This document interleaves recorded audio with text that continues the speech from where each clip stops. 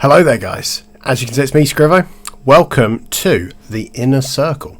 So I haven't done a video for a couple of weeks. Last one was a guide on the Librarius Conclave, obviously with the Darkangels skew. Today is Balanced Day, Slate Day. Earlier in the day I did a live stream with my mate Tom. We covered the new Darkangels detachment there, did kind of some initial thoughts. I've then spent the last couple of hours drilling into it, iterated some lists and trying to kind of tear it apart. So I thought I'd give you guys a good run up to the new Darkangels specific detachment, which is called Wrath of the Rock. So we're going to go through what it does, the key units that I think you'll probably want to take in it. It's not kind of going to be this is definitively what you're going to take, but then I've brought a list which is an example of what I think I would take. Already I think there's different options, but we'll drill into it. So right, what is the detachment? Right, Wrath of the Rock gives you Dutiful Tenacity. This is infantry and mounted only. It's -1 to wound if the attack strength is greater than toughness. So you're not going to ever get wounded by people on 2s anymore. Essentially, this encourages you to take infantry and mounted. I still think you'll probably take the odd vehicle because it's a great platform often for your anti-tank itself, so things like ballistas dreadnoughts, predators, you name it, that's sort of the good old stuff. So two good examples, something that is a strength 8, so it's not like a power fist, into toughness 4 will only wound on 4s now, and then things that are strength 5 to 7 into toughness 4 will wound on 4s. So this really presents kind of a different shift into our enemies' efficiency into dealing with Darkangel units, giving us that lovely kind of grim resolve, kind of resilience that I think the Codex probably is missing outside of the Deathwing Knights being -1 damage. Right. So just to run through, just because I think this is important, Deathwing Units. So this is just a kind of a refresher of which units are which. So this is Terminator units, so whether it's characters or units, they gain the keyword if they're from the vanilla Space Marine book. Blade Guard Ancient and Blade Guard Veterans, Stern Guard and the Vanguard Veterans. All three brands of Land Raider, so that is the Land Raider Crusader and the Land Raider Redeemer, the Repulsor and the Repulsor Executioner, and then all Dreadnoughts. Obviously a lot of the strats may be focused on infantry, maybe not, but this is where Deathwing keyword. Obviously all of our named characters, except for the Lion, have the keyword, so any of the infantry characters have it basically. And then the other one is Rainwing. So this is the units that gain it. So this is the Chaplain on a Bike, the Outrider Squad, the Invader ATV, all flavours of Storm Speeders, and then the Stormhawk, Interceptor, and the Storm Raven. Sure. And then obviously we've got Ravenwing, Command Squad, and Samael, who have it as well.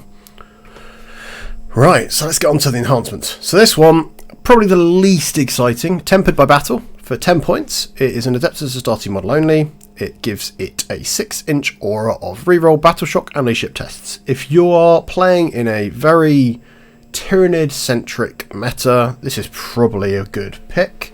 Outside of that, it's cute, but I think you'd probably take the other 3 enhancements over this one. I've been struggling to fit 3 in to list because they're quite expensive units, being a lot of Deathwing, but we'll see. Right. The next one is Ancient Weapons. So this is Adeptus Astartes model only. This gives +2 to the strength for the bearer's weapons and +1 to the AP and damage. So I've already been eyeing up this on things like a Fist Captain, a Terminator Captain, even the Jump Captain, things like the Ravenwing Champion in the Command Squad. When attached to Outriders, means it'll have a damage 4 sword. Very spicy. There's plenty of opportunities there, putting on a Judicia if you really wanted to have a Fight First Blade Guard unit or Inner Circle Companions. It's got so many applications, and it being just Adeptus Astartes model only is nice. It not being kind of locked into being Deathwing, it means you're not just stuck using it on Terminator stuff, which I think is really cool. There is obviously the opportunity you could put it onto things like a Gravis Captain even. So there's lots of applications, slightly more skewed into not necessarily the Darkangel-y themed stuff, but it's nice, right? There isn't probably a right answer, although I am really liking the Fist, sort of the normal traditional Fist Captain. leading some assault intercessors, so he's getting rerolls of ones to wound, or if they're on an objective, the target, you're getting rerolls to wounds, so you're getting that whole damage 3 fist that could do dev wounds. It's really quite nice, I think. And then we've got Lord of the Ravenwing for 10 points, Ravenwing model only. You get to reroll advance and charge for the bearer's unit. So this is only applicable to 2 units. It'll be the Ravenwing command squad or a chaplain on a bike. This is great if you're desperately wanting that unit to get in.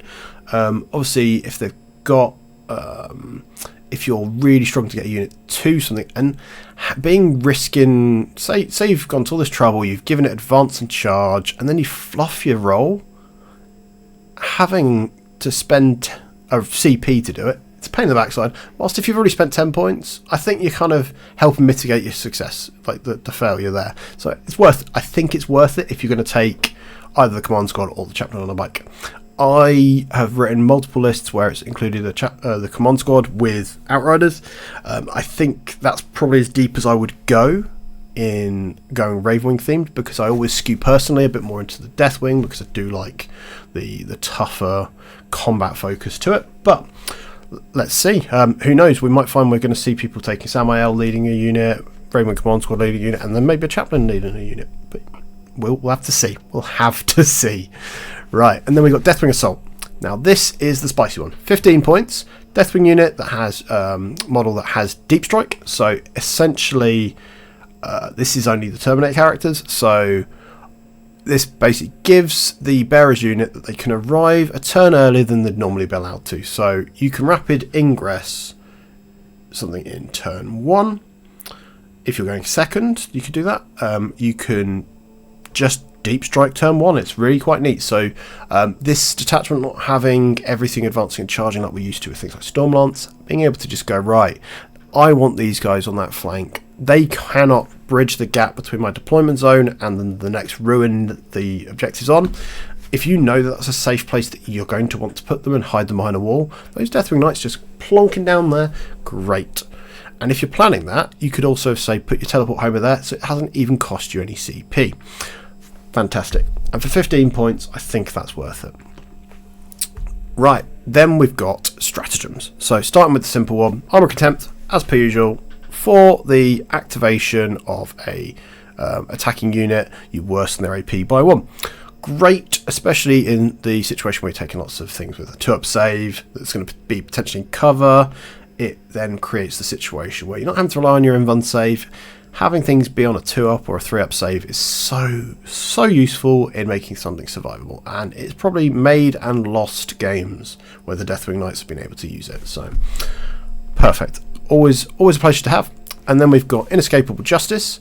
This is any phase after your Oath of Moment target has been killed. You then pick a unit within 12 of a character. You change the target of the Oath of Moment to be that target. So what I would do is I would target a foot captain with this, puts it down to 1 CP because he'll make it a strat cheaper by 1. He's then going to be close enough that he then goes, right, we've shot to death that target, now we're within 12 inches of this target that we're going to be charging, and we want that to be our re-rolling Oath target. That's what you do. And for a CP, you've got to use it wisely, because obviously, although we'll have things like Azrael generating CP a turn, you cannot just be spaffing your CP needlessly. So this one has to be very... But obviously, you've killed your Oath target. It's not one of these things where you've selected a target and just hoped you've killed your first one, like the problem you have with Gilliman's kind of second one. But yeah, I think it's really cool. I'm glad it's 2 CP. It means you have to find a way to work around that a little bit, which I think makes you have to think about how often you're going to use it. But I think realistically, you do it turn 2 or turn 3, and then it'll be done. Then we've got the Lion's Will. In the command phase, you select 1 or more Astartes units within engagement range of 1 or more enemy units. You can add 1 to the OC of models in that unit to the end of the turn. If they're not Deathwing, Ravenwing, or vehicle, that's a typo there, they get +1 to hit as well. So you're sitting there with, say, a unit of something really just normal, and you know that you've only got 3 guys left in your unit. That's 6 OC, and they've got 10 OC. It's the start of your command phase. You can just make it so that you can just boop over the edge, and then more importantly, punch or shoot those things to death. So it's really quite neat. I think it's really impactful to have a way of affecting OC, because outside of taking Ancients, Space Marines struggle a little bit outside of having access to Ancients or Battle Line, but often I find things like Ancients are a bit hard to justify. Then we've got Relics of the Dark Age. This is a throwback to Weapons of the Dark Age, which was a stratagem in 8th edition, 9th edition, you name it. This is in the shooting phase, 1 Adeptus Astartes infantry or mounted unit. You add +2 to the strength for the phase. So you're changing the bracket, hopefully. So I've had people saying about it, things like Eradicators, because it just puts them into that break point where you're suddenly punching up a bit more. I was thinking of Hellblasters. I would love to try this on Sternguard, especially when led by Azrael, shooting into an Oath target. You're really just trying to push for the success of a unit actually picking up something. Nice and straightforward, simple. It doesn't feel overpowered, and it's got the flexibility that can be on quite a different few units. What unit would you like to try it on? That's what I want to know, because there could be a spicy one. People are like, well, actually, I want to use it on this unit or this unit. Let us know in the comments which one. And then we've got Tactical Mastery for 1 CP in your movement phase. You pick 1 Adeptus Astartes unit. Your unit's eligible to advance, shoot, and declare a charge. And if it's got the Ravenwing keyword, it can shoot even if it has fallen back. So this is really cool. So you could measure out how far you need to go, roll an advance. If you fluff it, you don't spend the CP. But if you've rolled enough and you know you're going to get in close enough to be doing the charge you want to do. So say to get within 9 inches, you need to roll a 3 on your advance. You wait and see, and then you spend your CP on this. So it's really cool, because quite often the timing of this sort of stuff can be a bit guff, that you'd be like, right, you have to decide it in your command phase, and then it relies on things going at least averagely. So it's nice, it's quite flexible. I think you'll be probably doing it a few times in a game, especially if you say charge with your bikes, didn't quite kill the unit, they then didn't kill you in response, and you just need to redeploy them, you want to get them somewhere else. This is really helpful. Then we've got Leonine Aggression. This is probably my favourite stratagem in the detachment. So 1 CP at the end of your opponent's charge phase. If you're within 3 of an enemy unit, or 6 if your unit is Deathwing, you can declare a charge. You do not get charge bonuses, so you do not get the fight first of a charge. That is fine. If you're doing this on a unit, say, with fight first, a great example is you are a unit of Inner Circle Companions, led by a Judicia. You're suddenly doing a 6-inch rolling charge into someone that they haven't had to charge someone next to you. They think they're safe. Maybe they're just towing onto an objective that you're within 6 inches of, where they've kind of plonked themselves. They think they've taken an objective off of you. You steal that back. It's fantastic. In addition, this is not a heroic intervention, so you can still spend another CP to heroically intervene elsewhere. So the way I've been seeing it is I would have a unit that they're trying to force off an objective perhaps, and then within kind of 6-7 inches of them you have like a little triangle of 3 units that basically, no matter what they do, wherever they try to impact in that kind of positional situation, you can react by doing this, or you can do a heroic intervention, and you make it really difficult. So it's a situation where that objective or that area of space is yours, and I think that's really cool. It feels very thematic to the whole kind of dying on your hill that Darkangels used to have with Stubborn Defiance as our secondary in the last edition. Really quite neat. I'm really excited for this one. I feel like this is the one that if I don't hit on this a few times during a game, I've probably not been getting my value out of it, but one to see. Right, so here's some favoured units. This is me going through the units that really immediately I went, okay, this is the stuff that I know I'm going to probably want to use quite often. So for Deathwing Infantry, we've got Deathwing Knights and Inner Circle Companions. They are the 2 big hitters to me. Obviously we've got normal Terminators. I don't feel you're going to be taking them often. Obviously the kind of other good favoured units here would be Blade Guard, because they are very cheap, and since I did these slides, Vanguard Veterans. They are cheap enough now. They are getting to the point where, yes, sure, they're not jump pack intercessors with their Hammer of Wrath, but these guys, you can give them a 4-up invuln with giving them a Storm Shield, and they're not slouches in combat. Not bad at all. For Deathwing characters, I still think Azrael's an instant pick. The Terminator Ancient Captain and Librarian, whichever flavour you prefer for putting on your Deathwing Knights, especially if you're trying to give them the rapid ingress, deep strike, early enhancement. I've been leaning into the Ancient because I really like the idea of not having to spend the CP to get the extra OC on that unit. Obviously a Captain's really good if you want reroll charges, or if you want sustained hits, take the Librarian. So lots of good excuses, lots of reasons there. And then for Ravenwing mounted, we've obviously got the 3 units we can really take, which is Black Knights, the Outriders, or the Invader ATV. I keep instantly kind of leaning more into the Outriders over the Black Knights.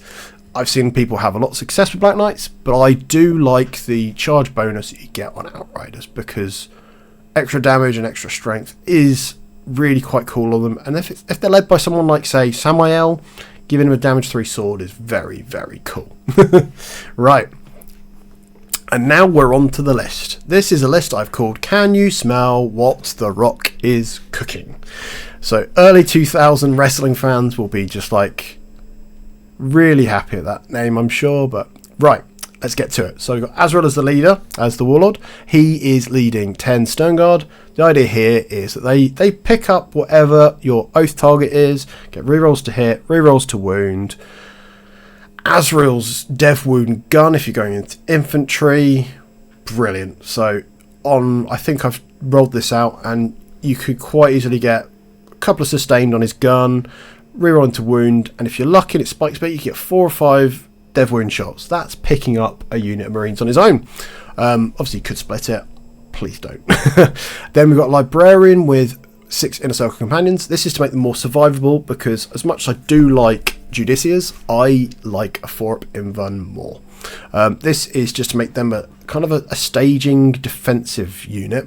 Then we've got a Captain with the Ancient Weapons, so he's got the extra strength and the extra damage and AP. This is a Power Fist dude. I've put him with Blade Guard, so he's got rerolls of 1s if they're in combat, because the Blade Guard. I feel like him on his best day ever, where he goes, right, I'm going to punch everything, I'm going to go mad and get extra attacks. Really quite cool. That paired up with something like the Inner Circle Companions creates a horrible threat area that people won't want to engage with. Both units have got the Deathwing keyword, because although the Captain doesn't have Deathwing keyword, although he should, in my opinion, because technically Captain should be at least of veteran status like that, the Blade Guard do, so the unit does have it. Then I've got the Ancient Interminator Armour. This is to give them the extra OC, but more importantly to give them Deathwing Assault, so they can come in a turn earlier with 5 maces, and really cool. So this can be as an aggressive positioning thing, or if your opponent's gone really too bold, you can go anywhere you want with these guys, really, because unless an army is going super, super fast, there's normally a spot that you could go to that you wouldn't get to with normal movement or an advance, to then be able to threaten, especially for turn 1. And I really like that. Second unit, Deathwing Knights, just because I think you should always have 2 in a list unless you're really going on a different theme. And then I've got 5 Jump Pack Intercessors, 2 Ballistic Dreadnoughts, 5 Intercessors, just because they're great for clearing screens, 5 Scouts, and then 5 Vanguard Veterans. And I think I have already just spotted an error in my list, because I've changed this list several times today. Yes, so there isn't any Jump Pack Intercessors in this list. I swapped them out instead for the Vanguard Veterans, so ignore the Jump Pack Intercessors there. The logic here is I've gone with the Vanguard Vets instead of them, because it then meant I could have the 4-up Invuln, which I think is really useful. If you don't have that survivability, yes, the impact damage is really cool. And what I did sacrifice to get those, though, is there is then, as a result, yes, I've managed to miss this as well. So there's an Invader ATV, so another Ravenwing unit, something nice and cheap in scoring, and just to plonk somewhere if you need to. The new mission cards I don't feel require quite as much action doing, so I feel I can get away with not having quite as many action pieces. One thing I would love to slap into a list like this, though, that I couldn't justify points-wise for, was Infiltrators, because I feel with a lot of these 6-inch deep strike and charge style mechanics, especially when we saw with the new Tyranids detachment, really don't want things coming up in your home in your deployment zone on your home objective, because although some of the missions you don't score points for holding it, you get points for people taking it off you. People could do things like, say, Scorched Earth, burning it. You do not want to give them just a free run at that. So I think that's something worth considering as well. So how would your list look? I've already seen some of my teammates, Rob, who often deviates from Mr. Akari into Space Marines, specifically Darkangels and a bit of Raven Guard. He's been looking at lists, and his already have got quite a slightly different flavour to them. He's been putting things like Ravenwing Command Squad in. Which way are you going with it, guys? Obviously, I've seen people talking online already as well that the detachment rule has been essentially given to the line on his date sheet as well, and so there's a good excuse to put him with it. Some of the stratagem stuff could work with him, but I don't feel he necessarily has a home here because he doesn't really play to the strengths of it. And I always find it very strange when you add units to a detachment and then they don't benefit from the detachment rule. It feels like you're kind of wasting the opportunity there. But we shall see. So let me know in the comments what you would do with your lists. And obviously this is a list I've cooked up within the first day of it all being out. I'm sure this time next week it will be a completely different breed of list. I'll have played at least 2 or 3 games, and I'll be sitting here going, I don't know why I wasn't thinking of that already. And it'll be interesting, right? So yeah, let me know in the comments, guys. Thank you everyone for tuning in. Obviously, if you like the video, please hit the like button below. It really helps us with the algorithm. Obviously, if you enjoyed this and you want to see more of the stuff, you can subscribe to our YouTube. It doesn't cost anything. But if you do want to support us, we do have YouTube memberships. We do weekly extra videos, often about kind of the deeper things to understand about Warhammer itself. Quite often we'll do things to reward our YouTube members. So at the moment we're doing something called King of the Pin, which is a season of TTS as a league. We're just doing the kind of promotional thing for the next wave of that, so perfect time to jump on board, and you would get to play 7 games as part of a season, and then it'll keep going. So until next time, guys, thank you, and take care.